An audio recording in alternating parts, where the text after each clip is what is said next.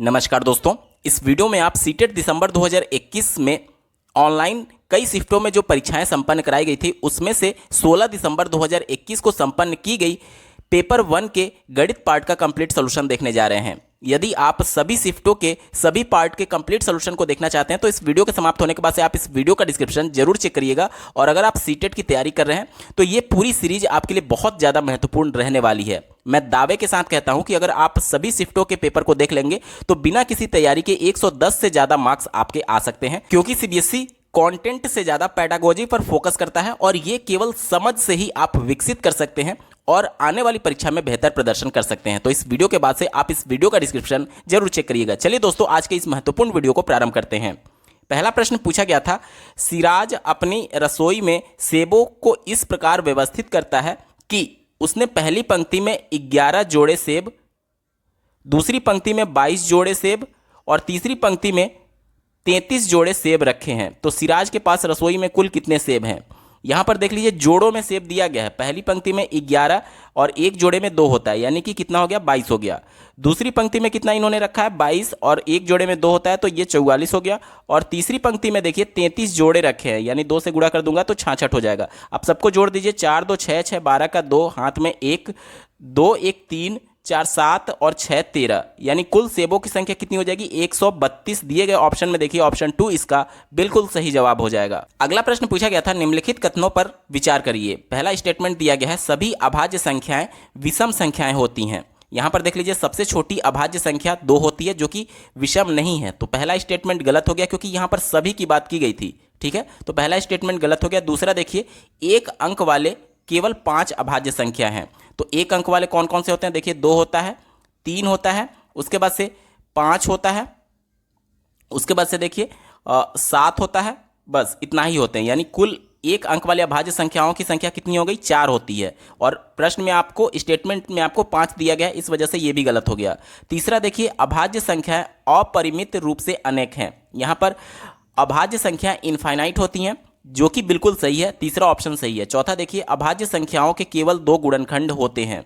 मान लीजिए यही अभाज्य संख्या देखिए, तो इनमें जैसे मान लीजिए 5 का, तो इनका गुणनखंड क्या हो सकता है? 1 गुणे 5, यानी कि ये केवल अपने से और स्वयं से मतलब कि एक अंक से, एक संख्या से और स्वयं से ही विभाजित होती है। इस वजह से प्रत्येक अभाज्य संख्याओं का जो गुणनखंड होता है वो 2 गुणनखंड होते हैं। ठीक है, तो ये भी उत्तर सही हो जाएगा। तो दिए गए ऑप्शन में तीसरा और चौथा विकल्प सही होगा।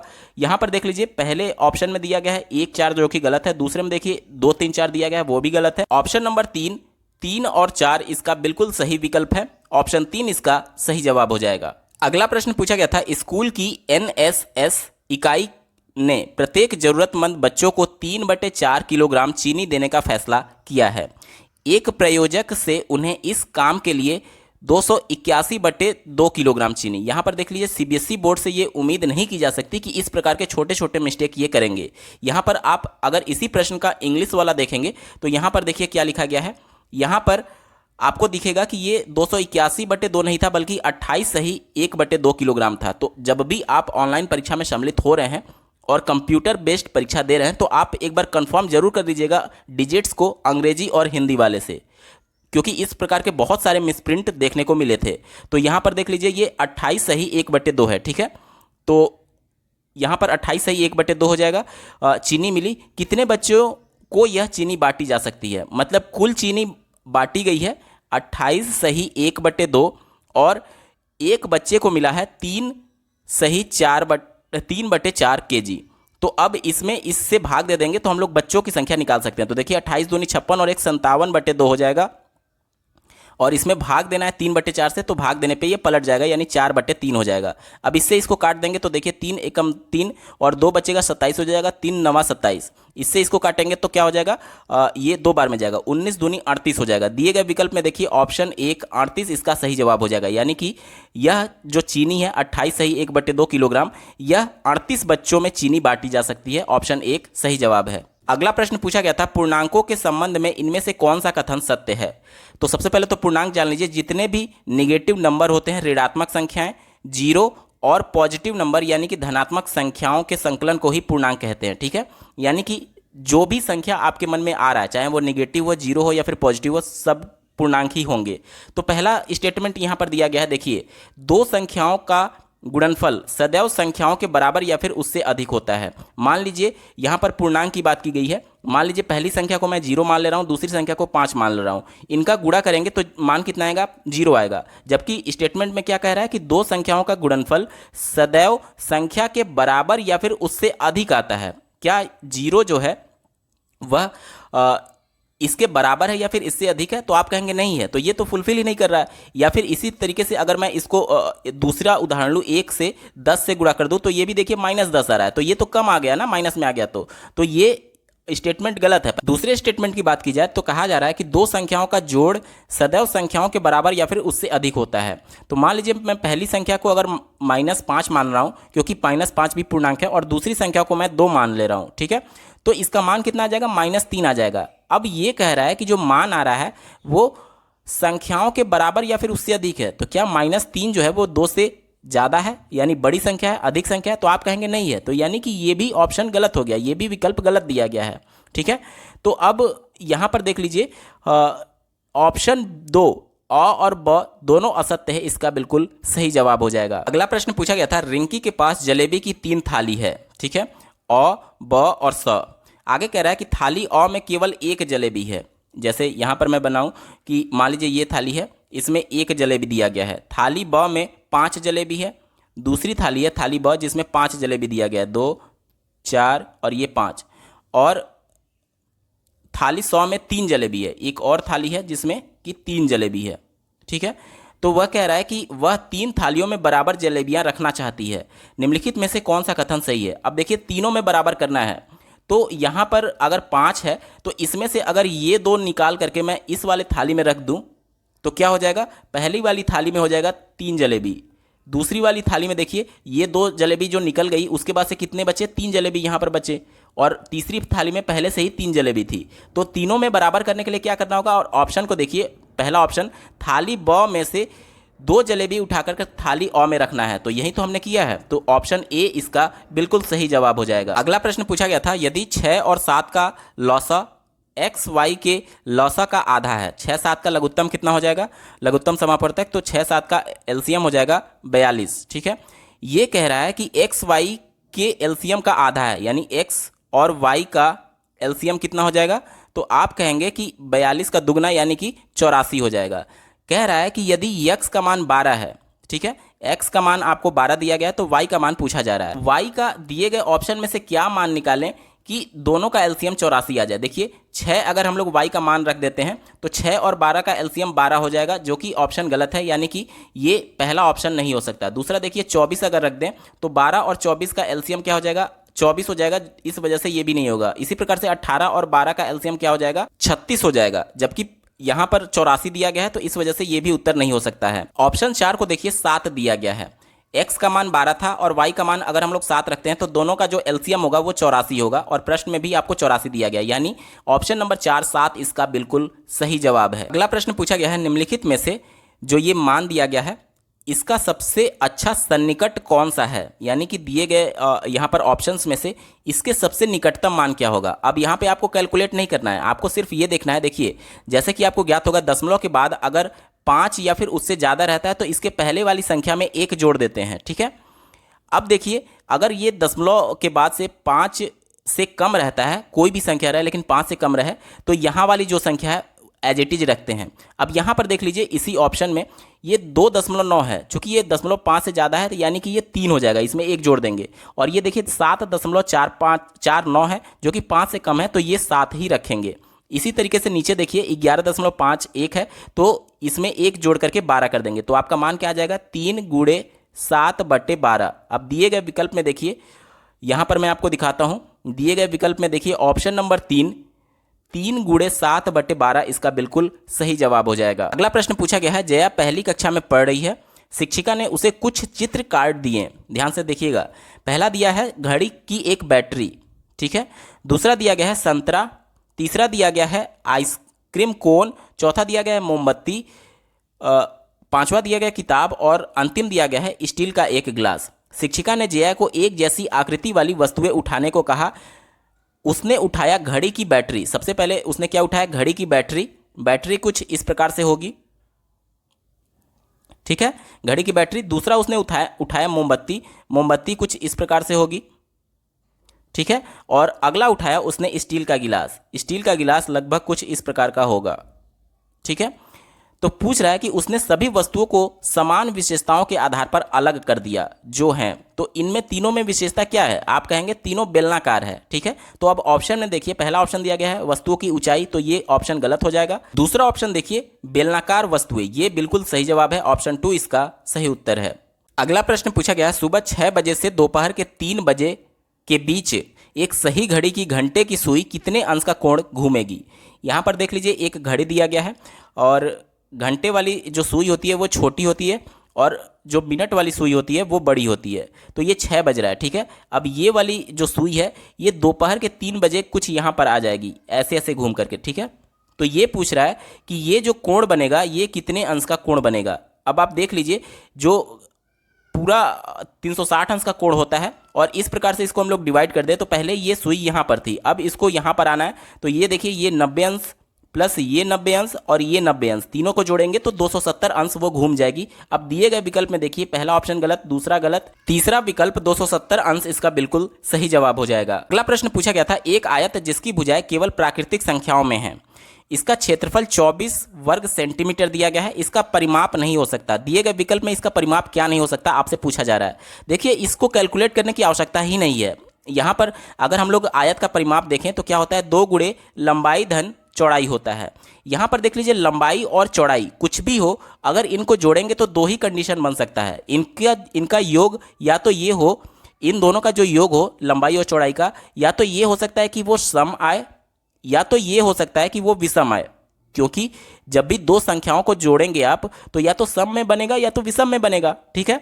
अब देखिए, अब इनका जोड़ मान लीजिए यहाँ पर सम आ गया या फिर विषम आ गया, कोई भी संख्या है 2 से जब आप गुणा करेंगे तो वो हमेशा सम ही बनेगा, ठीक है। यहाँ तक क्लियर? यानी कि ये तय है कि जो इनका परिमाप होगा वो सम संख्या होगी।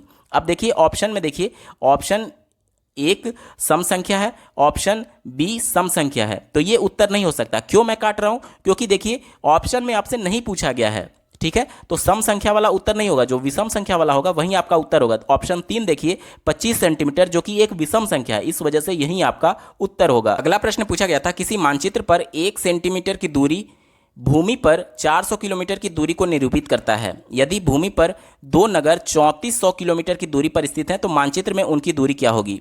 तो यहाँ पर सिंपली यूनिटरी मेथड आपको लगा देना है। जैसे कि देखिए 400 किलोमीटर को कितना दिखाया गया है, 1 सेंटीमीटर दिखाया गया है मानचित्र पर, तो पूछ रहा है कि 3400 किलोमीटर को कितना दिखाना होगा मानचित्र पर। तो आप सिंपली यूनिटरी मेथड लगाएंगे तो 1 गुणे 3400 डिवाइडेड बाई 400 हो जाएगा। यहाँ से देखिए ये इससे कट जाएगा और 34/4 आएगा, यानी कि 4 8 32, 2 शेष बचा यानी कि 5, ये आ जाएगा सेंटीमीटर, यानी कि 8.5 सेंटीमीटर इसका सही जवाब है। दिए गए विकल्प में देखिए ऑप्शन 3 8.5 सेंटीमीटर इसका सही उत्तर हो जाएगा। अगला प्रश्न पूछा गया था, 800 मीटर की दौड़ में अनूप को पहले 100 मीटर पूरा करने में 14 सेकंड लगते हैं। तो कुल 800 मीटर की दौड़ है, पहला 100 मीटर जो है वो 14 सेकंड में पूरा करता है, ठीक है, 14 सेकंड में। आगे देखिए, अगले 100 मीटर करने में पिछले से 2 सेकंड ज़्यादा समय लगते हैं, तो अगला जो 100 मीटर होगा उसके लिए उसको कितना लगेगा, 14 से 2 सेकंड ज़्यादा यानी कि 16 सेकंड लगेगा। आगे देखिए, और उसके आगे के 100 मीटर पूरा करने में पिछले वाले से 2 सेकंड ज़्यादा लगता है, यानी कि अगला जो 100 मीटर होगा उसमें 18 लगेगा। फिर इसी प्रकार से आगे कह रहा है कि यह प्रक्रिया समाप्त होने तक चलती है, तो ये 800 मीटर तक इसी प्रकार से चलता रहेगा। फिर ये पिछले वाले से 2 यानी कि 20 हो जाएगा, फिर ये 100 पिछले वाले से 2 सेकंड ज़्यादा यानी 22 हो जाएगा, फिर 100 तो अब की 24 हो जाएगा, और उसके बाद से देखिए फिर 100 अब की 26 हो जाएगा, और फिर 100 तो अब की 28 सेकंड लेगा। ये कुल 800 मीटर हो गया। देख लीजिए आप, 1 2 3 4 5 6 7 और 8। तो आपसे पूछ रहा है कि अनूप को दौड़ पूरा करने में कितना समय लगा, तो इन सबको जोड़ करके आपको बता देना है। तो सबको जोड़िए, देखिए 4 6 10 8 18, 2 20, 4 24, 6 30, 8 38 का 8 हाथ में 3 शेष बचा, 3 और 1 4, 1 5, 6, 2 8, 2 10, 2 12, 2 14, 2 16, 168 सेकंड लगा। अब इसको मिनट में कन्वर्ट करने के लिए मैं 60 से भाग दे दूंगा, तो 60 दूनी 120 और 60 तियाँ 180, यानी 2 मिनट और 120 आ जाएगा, और फिर बचेगा 48 सेकंड, 2 मिनट और 48 सेकेंड इसका उत्तर आ जाएगा। दिए गए विकल्प में देखिए ऑप्शन 2 2 मिनट 48 सेकेंड इसका सही जवाब है। अगला प्रश्न पूछा गया है, प्रत्येक संख्या के अंकों को पहचान कर अगली संख्या बताएं। तो यहाँ पर एक सीरीज दिया गया है और यहाँ पर क्या आएगा आपसे पूछा जा रहा है। तो अब देखिए जो दूसरी संख्या है वो पहली संख्या से 89 कम है। इसी प्रकार से देखिए जो तीसरी संख्या है वो दूसरी संख्या से 89 कम है। इसी प्रकार से अगली संख्या पिछली संख्या से 89 कम है, यानी कि जो आगे आने वाला संख्या होगा वो 643 से 89 कम होगा। तो सिंपली आपको 89 यहाँ से घटा देना है। 13 में से 9 जाएगा तो बचेगा यहाँ पर देखिए 4 और यहाँ पर 3 बचेगा, तो यानी कि 13 में से 8 जाएगा तो 5 बचेगा और यहाँ पर 5 बचेगा। 554 आपका सही उत्तर हो जाएगा। दिए गए विकल्प में देखिए ऑप्शन 1 सही जवाब है। अगला प्रश्न पूछा गया था, एक बच्चे द्वारा 5 विषयों में प्राप्त अंकों का माध्य यहाँ पर 74 दिया गया है और कह रहा है कि उसने 3 विषयों में 70, 75 और 80 अंक प्राप्त किए हैं। उस बच्चे द्वारा बाकी 2 विषयों में प्राप्त अंकों का माध्य क्या होगा। तो पहले हमको 5 विषय का दिया गया है तो 5 विषयों का कुल अंक निकाल लेते हैं। तो कुल अंक निकालने के लिए आपको क्या करना होगा, तो जो माध्य दिया गया है उसमें कुल विषयों की संख्या से गुणा कर देंगे तो क्या हो जाएगा, देखिए 4 पच्चे 20 का 0 हाथ में 2 और 7 पच्चे 35 और 2 37, यानी कुल विषयों में उनका कुल अंक जो था 370 था। और 3 विषयों के मार्क्स आपको दिए गए हैं 70, 75 और 80। तीनों को आप जोड़ेंगे तो देखिए कितना आ जाएगा, 5 और फिर 7 7 14 और 8 22 हो जाएगा। तो इन दोनों को जब आप डिफरेंस करेंगे तो देखिए 10 में से 5 जाएगा तो 5 बचेगा, यहाँ बचेगा 6, 6 में से 2 जाएगा तो 4 बचेगा और यहाँ बचेगा 3 में से 2 गया 1। ये 2 विषयों का अंक आ गया, उनका योग आ गया। अब इनका औसत पूछा जा रहा है तो 2 से भाग दे देंगे तो 2 सत्ते 14, फिर 2 दूनी 4, 1 शेष बचा तो आपका 5 आ जाएगा, यानी 72.5 उन 2 विषयों का अंकों का माध्य होगा। तो यहाँ पर ऑप्शन नंबर 2 इसका बिल्कुल सही जवाब है। अगला प्रश्न पूछा गया है, हर्षित, अमीना और जोसेफ द्वारा एक दिन का पैदल चलने का विवरण नीचे दिया गया है। ठीक है, एक दिन में कौन बच्चे कितना समय पर पैदल चलना शुरू करते हैं और कितने समय पर एंड करते हैं, दोनों का यहाँ पर मान दिया गया है।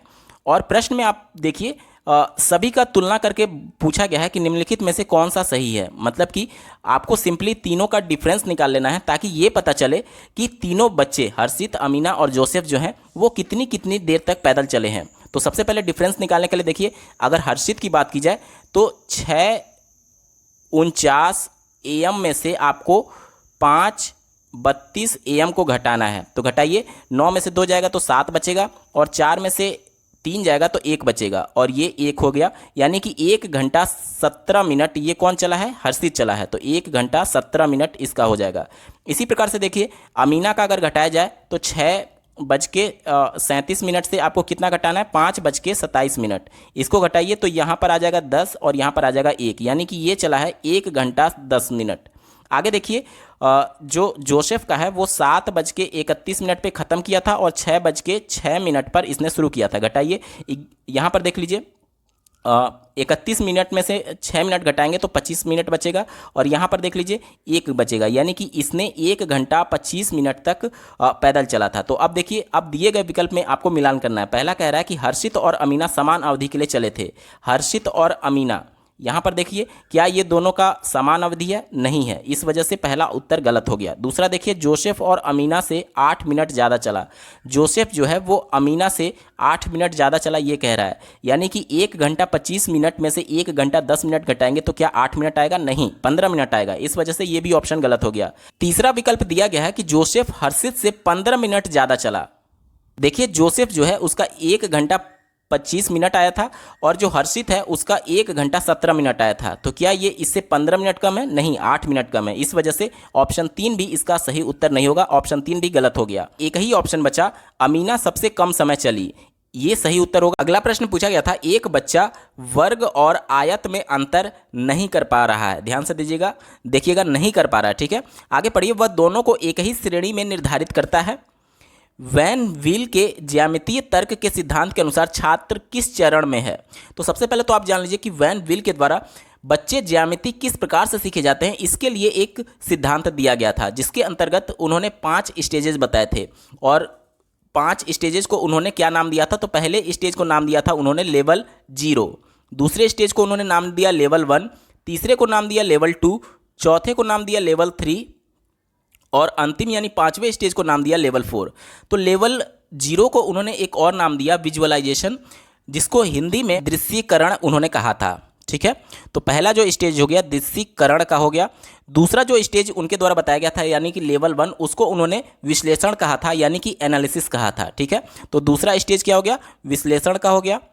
इसी प्रकार से जो लेवल 2 उनके द्वारा बताया गया था यानी कि स्टेज नंबर 3, उसको उन्होंने नाम दिया था निगमन का। ठीक है, उसको उन्होंने नाम दिया था औपचारिक निगमन का। तो ये जो दूसरा लेवल है इसका नाम उन्होंने दिया था औपचारिक निगमन। तीसरा लेवल और चौथा स्टेज जो था उसका नाम उन्होंने औपचारिक दिया था, औपचारिक चरण। ठीक है, और अंतिम जो चरण था इसका उन्होंने नाम दिया था दृढ़ता का। ठीक है, दृढ़ता का नाम दिया था और इसी को अंग्रेजी में राइजर बोलते हैं। ठीक है, और यहाँ पर देख लीजिए जो लेवल 0 है इसमें उन्होंने ये बताया कि बच्चा सिर्फ इसमें वस्तु को देखता है।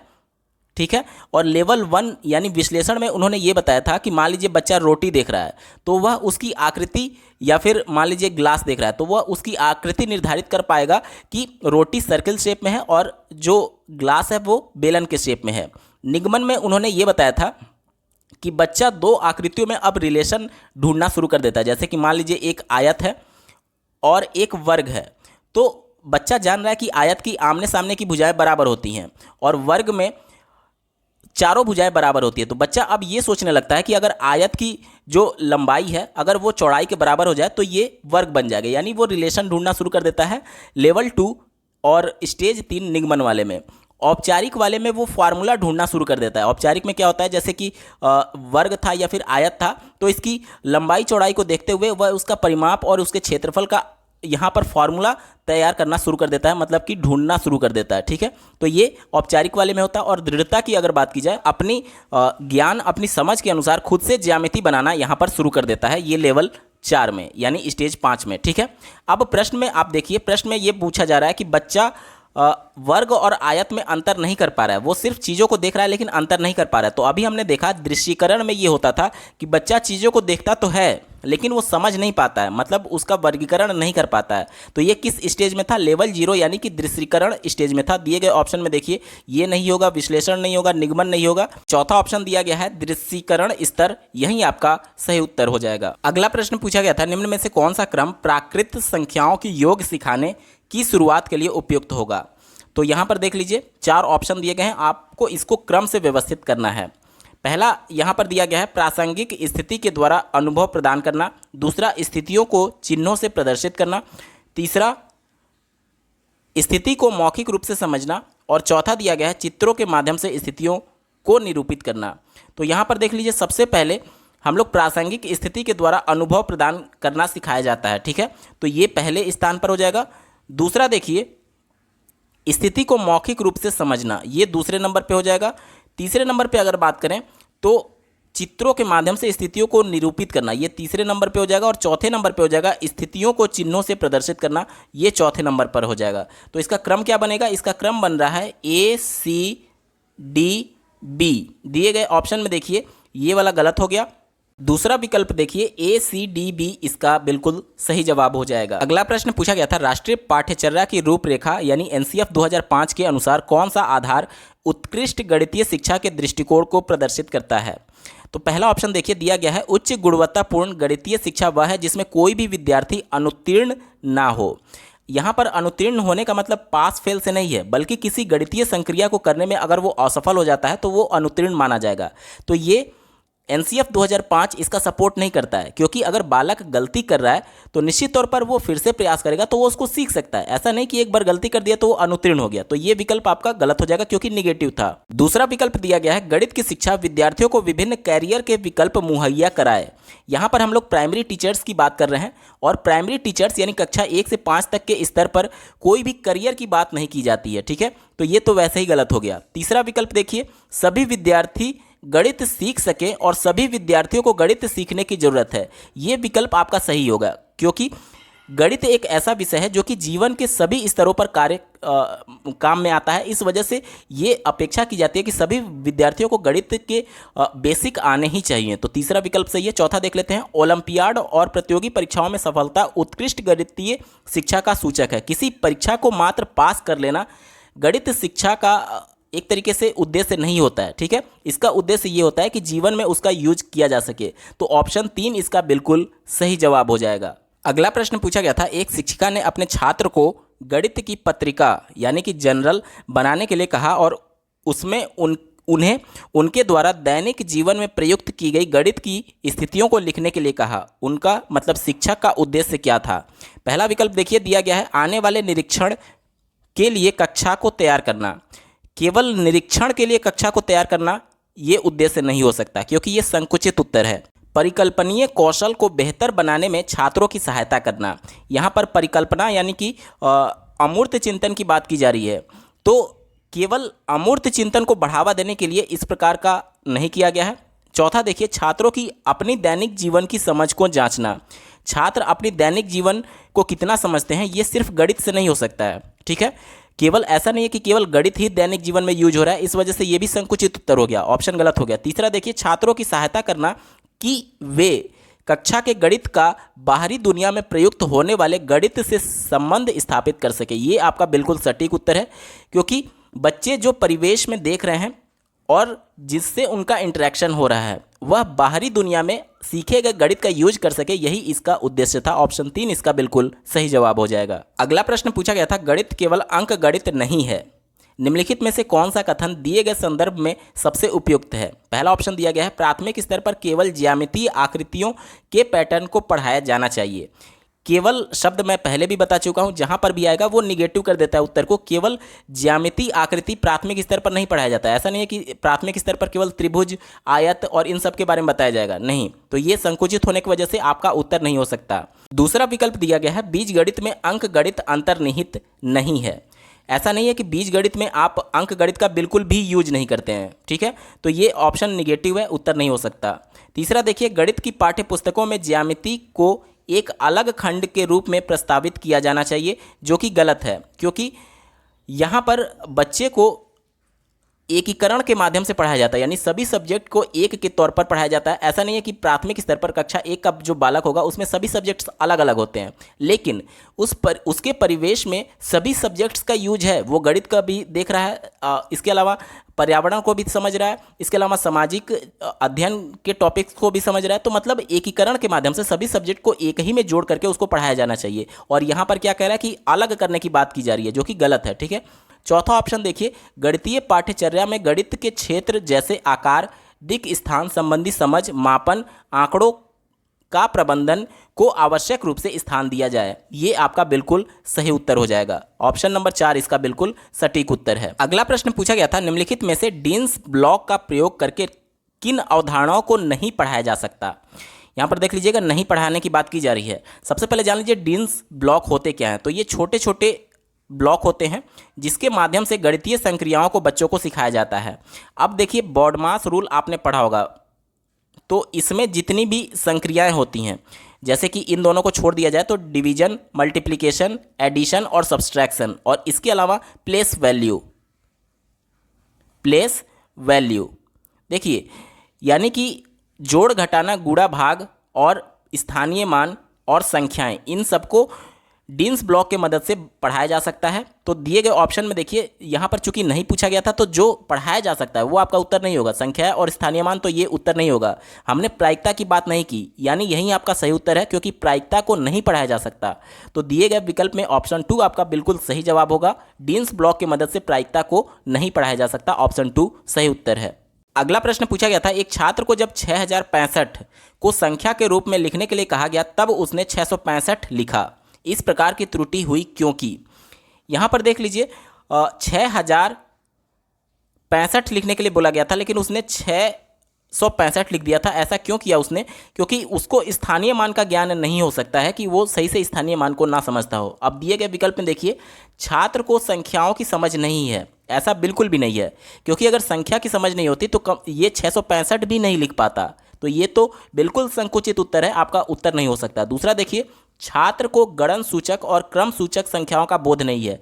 यहाँ पर देख लीजिए, क्रम सूचक की बात की गई है। अगर क्रम का ज्ञान उसको नहीं होता तो ये बिल्कुल क्रम से कैसे लिखता 665? उससे मात्र एक जीरो छूटा हुआ है, ठीक है। क्योंकि 6065 लिखना था तो हम लोग ऐसे 6065 लिखते हैं, एक जीरो बस उससे छूटा हुआ है, उससे क्रम में कोई गलती नहीं हुई है, इस वजह से ये भी आपका उत्तर नहीं हो सकता। तीसरा विकल्प है यह एक संक्रियात्मक त्रुटि है। संक्रिया किसे कहते हैं? तो ऑपरेशन को कहते हैं, यानी कि जोड़, घटाना, गुणा, भाग ये सभी संक्रियाएं होती हैं। तो इसमें संक्रिया की बात आई ही नहीं है, क्योंकि आपको सिर्फ एक संख्या लिखना है, ना तो आपको जोड़ना घटाना है, ना तो गुणा भाग करना है, तो ये तो हो ही नहीं सकता। एक ही ऑप्शन बचा, ऑप्शन नंबर 4, छात्र ने स्थानीय मान की अवधारणा को नहीं समझा है। क्योंकि अगर वो स्थानीय मान समझा रहता तो 665 में वो जानता कि 6000 की बात हो रही, यानी हजारवें वाले, इकाई, दहाई, सैकड़ा, हजारवें वाले स्थान पर पहले वो 6 रखता। उसको स्थानीय मान का ज्ञान नहीं था, इस वजह से ये त्रुटि हुई है। इस वजह से ऑप्शन नंबर 4 इसका बिल्कुल सही जवाब है। अगला प्रश्न पूछा गया है, योग की एक समस्या, मतलब जोड़ की एक समस्या बताई गई है। 234 + 42 को हल करते हुए एक विद्यार्थी ने जोर से कहा, यदि वह 40 होता, 42 की जगह बोला जा रहा है, यदि वह 40 होता तो उत्तर 244, 254, 264, 274 होगा, परंतु यह 42 है, इसलिए 274 + 2 यानी 276 होगा, इसलिए 234 + 42 हुआ। 276 विद्यार्थी द्वारा प्रयुक्त युक्ति के लिए निम्नलिखित कथनों में से कौन सा एक कथन सही है? पहला विकल्प दिया गया, देखिए, गणित की कक्षा में मौखिक परिकलन युक्तियों को हतोत्साहित करना चाहिए। देखिए, हतोत्साहित, डिमोटिवेट, ये सभी वर्ड जो हैं वो निगेटिव होते हैं, ये कभी भी विकल्प में आपका उत्तर नहीं हो सकता। ठीक है, अगर निगेटिव में उत्तर पूछे, जैसे कि नहीं पूछा रहता, तब आपका उत्तर हो सकता था, लेकिन चूंकि यहाँ पर पॉजिटिव उत्तर ढूंढना है, इस वजह से ये विकल्प देखकर ही आपको कट कर देना है। दूसरा विकल्प दिया गया है, इस तरह की प्रणालियों द्वारा हल की गई समस्याओं को ठीक करते हुए शिक्षक का कार्य बढ़ जाता है। यहाँ पर टीचर को ऐसा नहीं है कि ट्रेन पकड़ना है कि उसका कार्य बढ़ गया, उसका ड्यूटी ही ये है कि बालक को किसी भी तरीके से समझाना है, तो शिक्षक का काम बढ़े या फिर काम घटे, इसे कोई मतलब नहीं होना चाहिए, ये विकल्प गलत है। तीसरा देखिए, इस तरह की कलन विधि विद्यार्थियों के अवधारणात्मक ज्ञान की सूचक नहीं है, ये भी एक निगेटिव उत्तर है, क्योंकि अगर बच्चा किसी दूसरी विधि से फास्ट कैलकुलेशन कर पा रहा है तो ये तो उसके लिए और ज़्यादा ये है कि बच्चा और ज़्यादा तेज है, यानी कि उसका इस तरह की कलन विधि विद्यार्थियों के अवधारणात्मक ज्ञान, यानी कि उसका जो बेसिक नॉलेज है मैथ के प्रति वो और ज़्यादा अच्छा है, ये उसका सूचक होगा। जबकि प्रश्न में उल्टा कह रहा है, विकल्प में उल्टा कह रहा है, इस वजह से नहीं हो सकता। एक ही ऑप्शन बचा, चौथा देखिए, गणित में अनौपचारिक रणनीतियों का उपयोग एक शिक्षक को बच्चों की अवधारणात्मक समझ की प्रक्रिया को जानने में सहायता करता है, ये बिल्कुल सही जवाब हो जाएगा। मतलब बच्चे कितना सीख रहे हैं ये टीचर की हेल्प करेगा। ये अगर बच्चा अवधारणात्मक समझ को प्रदर्शित करता है तो टीचर भी समझ पाएगा कि बच्चे समझ रहे हैं अथवा नहीं। तो ये आपका सही उत्तर है ऑप्शन नंबर 4। अगला प्रश्न पूछा गया है, कुछ छात्रों में भागफल और शेषफल शब्दों के साथ उलझन है। छात्रों में इस प्रकार की उलझन को दूर करने के लिए निम्न में से कौन सी नीति उपयुक्त है? छात्र भागफल और शेषफल में कंफ्यूज हो जाता है कि कौन सा भागफल है और कौन सा शेषफल है। अब देखिए क्या इसमें किया जा सकता है। पहला दिया गया, श्यामपट्ट पर शिक्षक द्वारा उनके विभाजन समस्याओं को निरूपित करना। केवल निरूपित कर देने मात्र से और बालक अपने किताब कॉपी में लिख ले, इससे उसका समस्या दूर नहीं होगा, क्योंकि घर पर जाकर के वो फिर कंफ्यूज हो जाएगा। कॉपी में लिखने से कोई मतलब नहीं है। दूसरा देखिए, छात्रों को कार्यशीट, कार्यपत्रिका दी जाए और उन्हें उसका अभ्यास करने के लिए कहा जाए। बार बार वो उसे लिख करके अभ्यास करेगा तो वो रट लेगा उसको चीज़ को, जबकि उसका समझ विकसित नहीं हुआ है। चौथा विकल्प देखिए, भागफल और शेषफल की परिभाषा को कम से कम 20 बार लिखाना चाहिए। ये यंत्रवत हो गया, मतलब कि आप उसको मशीन की तरह बार बार लिखने के लिए कह रहे हैं, लेकिन उसमें समझ विकसित नहीं हुआ, तो ये भी आपका उत्तर नहीं हो सकता। एक ही ऑप्शन बचा, मूर्त पदार्थों का प्रयोग किया जाए और छात्रों को कहा जाए कि वे इनसे भिन्न प्रकार के समूह बनाएं और समूहों की संख्या और समूह के बाहर की वस्तुओं का निरीक्षण करें। ये आपका बिल्कुल सही जवाब हो जाएगा। देखिए, जिस भी विकल्प में आपको मूर्त दिख जाए, प्रत्यक्ष दिख जाए, तो आपने पढ़ा होगा सीडीपी में कि मूर्त के माध्यम से जो भी अधिगम होता है वो बच्चों का स्थायी होता है। तो यही तो हमारा उद्देश्य है कि वो जो कंफ्यूज हो रहा है भागफल और शेषफल में, वह एकदम उसकी अवधारणा क्लियर हो जाए और वो बिल्कुल समझ जाए। तो आपका ऑप्शन नंबर 3 बिल्कुल सही जवाब हो जाएगा। अगला प्रश्न पूछा गया था, निम्न में से क्या योगात्मक मूल्यांकन की विशेषता नहीं है? ध्यान दीजिएगा, नहीं पूछा जा रहा है। तो सबसे पहले आप जान लीजिए कि मूल्यांकन 2 प्रकार के होते हैं, पहला संरचनात्मक और दूसरा योगात्मक। संरचनात्मक का मतलब ये होता है कि जैसे मान लीजिए आपके सिलेबस में कोई सब्जेक्ट है और उस सब्जेक्ट में कई चैप्टर्स, कई अध्याय बटे होते हैं। प्रत्येक अध्याय पढ़ाने के बाद से अगर उसका मूल्यांकन किया जाए कि बच्चा कितना सीखा है, तो प्रत्येक चैप्टर के बाद जो मूल्यांकन किया जा रहा है वो संरचनात्मक मूल्यांकन है। और पूरे सत्र के समाप्त होने के बाद से जो पूरी सिलेबस का मूल्यांकन किया जाता है वो होता है योगात्मक मूल्यांकन। ठीक है, इसी योगात्मक मूल्यांकन की विशेषता कौन सी नहीं है, ये आपसे पूछा जा रहा है। पहला देखिए, यह सत्र के अंत में होने वाली परीक्षा है। ये बिल्कुल सही है। अभी हमने बताया कि जब पूरा सत्र समाप्त हो जाता है तब योगात्मक मूल्यांकन किया जाता है। चूंकि ये होती है विशेषता, इस वजह से आपका उत्तर नहीं होगा, क्योंकि प्रश्न में नहीं पूछा गया था। दूसरा विकल्प है, इसका उपयोग श्रेणीकरण, कक्षोन्नति और स्थापन में होता है। देखिए, श्रेणीकरण कहने का मतलब यह है कि आपको जब आपका फाइनल एग्जाम हो जाता है तो आपको एक श्रेणी दे दी जाती है कि आप फर्स्ट ग्रेड के हैं, सेकंड ग्रेड के हैं या फिर थर्ड ग्रेड के हैं। आपके रिजल्ट पे आपका पास स्टेटस फर्स्ट, सेकंड, थर्ड लिखा रहता है, यानी कि श्रेणीबद्ध आपको कर दिया गया। कक्षोन्नति का मतलब ये हो गया कि आप फाइनल एग्जाम देकर के अगले कक्षा में प्रमोट होंगे, कक्षोन्नत हो जाएंगे। तो ये बिल्कुल होता है फाइनल एग्जाम के बाद से, तो ये सही है। सही है, इस वजह से आपका उत्तर नहीं हो सकता क्योंकि नहीं पूछा गया था। चौथा देखिए, यह उत्पादन अनुकूलन है ना कि प्रक्रिया अनुकूलन। ये भी बिल्कुल सही है। उत्पादन कहने का मतलब कि बच्चे जब पास आउट होकर के निकल रहे हैं तो कहीं ना कहीं यहाँ पर एक तरीके से बच्चों का ये देखा जाए, जैसे इंजीनियर्स की बात की जाए तो प्रत्येक वर्ष लाखों की संख्या में इंजीनियर्स निकल रहे हैं, तो यानी इंजीनियर्स का उत्पादन किया जा रहा है। इस वजह से ये कह रहा है कि यह उत्पादन अनुकूलन है, मतलब कि कक्षा के अंत में जो फाइनल परीक्षा हो रही है उसके बाद से इंजीनियर्स पास होकर के निकल रहे हैं, यानी कि उनका इंजीनियर्स का उत्पादन हो रहा है, यानी कि ये भी बिल्कुल सही हो जाएगा। तीसरा विकल्प देखिए सही है, इस वजह से उत्तर नहीं होगा क्योंकि नहीं पूछा गया था। तीसरा विकल्प देखिए, यह छात्रों के सामर्थ्य और कमजोरियों का निदान करने पर केंद्रित है। ये ऑप्शन गलत है। क्यों? क्योंकि फाइनल एग्जाम में अब बच्चा कितना सीखा है या फिर कितना कमजोर है इसका हम लोग अध्ययन नहीं करते हैं। ये आप संरचनात्मक मूल्यांकन के दौरान करते हैं कि प्रत्येक चैप्टर के बाद से बच्चा किस बात में कमजोर है, यानी किस संप्रत्यय को सीखने में उसको परेशानी का सामना करना पड़ा है। तो ये संरचनात्मक मूल्यांकन का विशेषता होता है, ना कि योगात्मक मूल्यांकन का। ठीक है, क्योंकि फाइनल एग्जाम में कौन सा बच्चा कमजोर है, किस में उसको दिक्कत आ रही है, किस टॉपिक को उसे समझ नहीं आया, ये मूल्यांकन करना नहीं है। साल भर में पूरे सत्र के दौरान उसने क्या सीखा इसका मूल्यांकन किया जाता है। तो ऑप्शन नंबर 3 इसका सही जवाब हो जाएगा। तो इस प्रश्न का उत्तर हो जाएगा ऑप्शन नंबर 3। योगात्मक मूल्यांकन छात्रों के सामर्थ्य और कमजोरियों के निदान करने पर केंद्रित है। अगला प्रश्न पूछा गया है, निम्नलिखित में से कौन सा गणित पढ़ाने का सर्वाधिक वांछनीय गुण है। पहला दिया गया है, कक्षा में कलन विधि को प्रदर्शित करें और छात्रों को इसे स्मरण करने के लिए निर्देश दें। देखिए, रट्टा मारना, स्मरण करना जहां भी आ जाएगा आपका वो विकल्प नहीं होता है, क्योंकि हम बच्चों को मशीन नहीं बना रहे हैं बल्कि उनको जीवन जीने की शैली सिखा रहे हैं शिक्षा के माध्यम से, चाहे किसी भी सब्जेक्ट की बात की जा रही हो। तो जहां भी रट्टा मारना हो, स्मरण करना हो, यंत्रवत याद करने की बात आ रही हो, वो सभी ऑप्शन गलत हो जाते हैं। तो पहला तो गलत हो गया। तीसरा विकल्प दिया गया है, छात्रों को निर्देश दें कि वे प्रश्न का हल पाठ्य पुस्तक में हल किए गए प्रतिमान, यानी कि जैसे आपके बुक में प्रश्न को सॉल्व किया गया है आप उसी प्रकार से दूसरे प्रश्नों को भी सॉल्व करें। तो इससे बच्चे के मानसिक विकास हुआ कहाँ, वो उन्हीं सभी चीज़ों को रट लेगा कि इस स्टेप के बाद से ये स्टेप आएगा, इस स्टेप के बाद से ये स्टेप आएगा। मतलब आप उसी को देख करके उसको सलाह दे रहे हैं कि इसी को देख करके हल करें। तो ये बिल्कुल निगेटिव उत्तर है, आपका उत्तर नहीं हो सकता। चौथा देखिए, छात्रों से कहें कि वह प्रश्नों को श्यामपट्ट पर हल करें। श्यामपट्ट पर हल करें या फिर कॉपी में हल करें, इससे उसको गणित नहीं आएगी, बस उसका कॉन्फिडेंस लेवल बढ़ेगा। तो ये विकल्प नहीं हो सकता क्योंकि गणित अध्ययन की बात की जा रही थी। एक ही ऑप्शन बचा, ऑप्शन नंबर 2। यहाँ पर देखिए, अर्थपूर्ण और चुनौतीपूर्ण प्रश्नों का निर्माण करना और उनको छात्रों के सामने रखना। जितना बच्चों से प्रश्न किया जाएगा वो उतना ही ज़्यादा चिंतन करेंगे प्रश्न को सॉल्व करने के संदर्भ में, और यही इसका सही विकल्प हो जाएगा। ऑप्शन नंबर 2 सही उत्तर है। अगला प्रश्न पूछा गया है, निम्न में से कौन सा शुद्ध मिलान सेट को प्रदर्शित करता है। यहाँ पर आप देख लीजिए, पहला भ्रांति दिया गया, दूसरा प्रदर्शन, तीसरा अनुमान और चौथा तुलना। यहाँ पर जो हमें मिलान करना है वो सही से प्रिंट नहीं हुआ है, इस वजह से अंग्रेजी वाले वर्जन का हम लोग हेल्प लेंगे। पहला जो दिया गया था भ्रांति, यानी यहाँ पर दिया गया है मिसकॉन्सेप्शन। यहाँ पर देख लीजिए, ये वाला इसका विकल्प सही होगा। क्यों? क्योंकि इन्होंने क्या किया है, 2/3 प्लस 3/4 जो दिया है, ऊपर अंश अंश को जोड़ दिया है और हर हर को जोड़ दिया है, तो ये मिस कॉन्सेप्ट है। तो ए का हो जाएगा 3, ठीक है, यहाँ पर मैं लिख रहा हूँ ए का 3 हो जाएगा।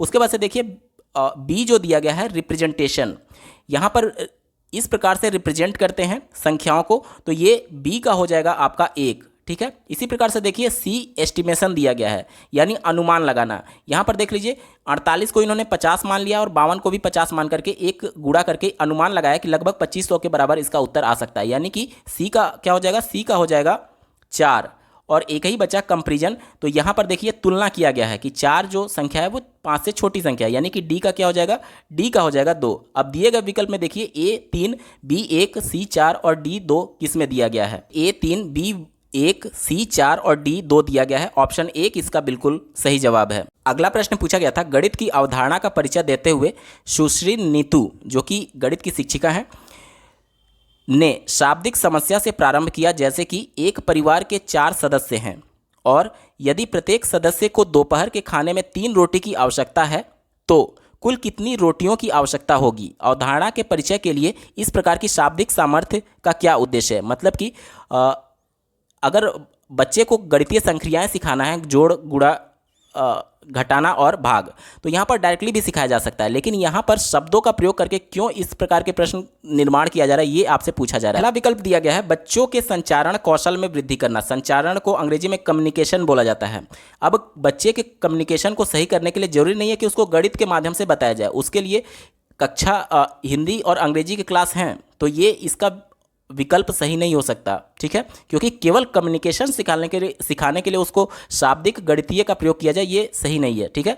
तीसरा देखिए गणित और भाषा की कक्षाओं का समाकलन करना, मतलब कि गणित और जो लैंग्वेज वाले क्लासेज हैं उसको मिलाने की बात की जा रही है, तो ये भी विकल्प सही नहीं है। अगला देखिए छात्रों में केवल गणितीय भाषा को विकसित करने पर ध्यान केंद्रित करना, ये भी नहीं है, क्योंकि जहाँ पर केवल आ जाएगा, मैंने पहले भी कहा था केवल जहाँ पर आ जाएगा उसको देखते ही आपको कट कर देना है, क्योंकि वह उत्तर को संकुचित कर देता है। एक ही ऑप्शन बचा, वास्तविक जीवन की परिस्थितियों का गणितीय समस्याओं से संयोजन करने के सामर्थ्य को विकसित करना, क्योंकि बालक जितना अपने व्यवहारिक जीवन से जोड़ करके गणित को सीखेगा उसका अधिगम उतना ही ज़्यादा स्थायी होता है। तो दिए गए विकल्प में ऑप्शन नंबर 2 इसका बिल्कुल सही जवाब हो जाएगा। अगला प्रश्न पूछा गया था, निम्न में से कौन से गणित की प्रकृति के अनुसार सही है। पहला दिया गया गणित की अपनी भाषा है, जो कि बिल्कुल सही है। दूसरा देखिए किसी भी गणितीय समस्या का केवल एक ही हल होता है। मैं फिर बार बार कह रहा हूँ, जहाँ पर केवल शब्द आ गया तुरंत आपको विकल्प को काट देना है, ये नहीं हो सकता। तीसरा देखिए गणितीय अवधारणाएं अमूर्त होती हैं, जैसे कि अमूर्त कहने का मतलब कि जैसे अगर आप लोग गणित में जैसे मानते हैं, माना x का वैल्यू, किसी भी चीज़ का वैल्यू x है, तो यानी कि आपको पता नहीं है, वो चीज़ आप देख नहीं रहे हैं, x उसका मान रहे हैं, यानी अमूर्त चिंतन करके उसका कैलकुलेशन कर रहे हैं, तो ये भी बिल्कुल सही जवाब है, यानी कि पहला ए और सी सही होगा। दिए गए विकल्प में देखिए ऑप्शन 2 ए और सी इसका बिल्कुल सही जवाब है। दोस्तों हम लोग वीडियो के बिल्कुल अंतिम पड़ाव में आ चुके हैं। अभी तक का ये वीडियो आपको कैसा लगा कमेंट करके जरूर बताइएगा, क्योंकि आपका एक कमेंट मुझे मोटिवेट करेगा ऐसे ही महत्वपूर्ण वीडियो लाने के संदर्भ में। इस प्रश्न पत्र का अंतिम प्रश्न पूछा गया था, दृश्यीकरण और प्रदर्शन यानी कि विजुअलाइजेशन प्राथमिक स्तर पर शिक्षण में सुनिश्चित की जाने वाली महत्वपूर्ण प्रक्रिया है, क्यों। तो यहाँ पर देख लीजिए दूसरा विकल्प दिया गया है, प्राथमिक स्तर पर केवल यही कौशल सिखाए जाने चाहिए। केवल वर्ड आ गया, इस वजह से आपका उत्तर नहीं हो सकता। तीसरा देखिए गणित में अधिगम के मूल्यांकन का यही एकमात्र, केवल हो गया या फिर एकमात्र, ये दोनों एक ही वर्ड है जो कि निगेटिव है, इस वजह से आपका उत्तर नहीं होगा। चौथा देखिए ये शिक्षक के काम को आसान बनाते हैं। शिक्षक का काम ही है बच्चे को शिक्षा प्रदान करना, इसमें काम आसान बनाना या कठिन बनाने जैसे कोई भी विकल्प सही नहीं होते हैं कभी भी। एक ही ऑप्शन बचा, उच्च गणित में बीज गणित और ज्यामिति को पढ़ाने के लिए ये निहितार्थ है। ऑप्शन ए इसका बिल्कुल सही जवाब हो जाएगा। दोस्तों यहाँ पर पूरा पेपर सॉल्व हो चुका है। आपको ये वीडियो कैसा लगा कमेंट करके जरूर बताइएगा। साथ ही सभी शिफ्टों के पेपर का कंप्लीट सोल्यूशन देखने के लिए इस वीडियो का डिस्क्रिप्शन जरूर चेक करिएगा। इस वीडियो को देखने के लिए आपका बहुत बहुत धन्यवाद। भगवान करे आपका दिन शुभ हो।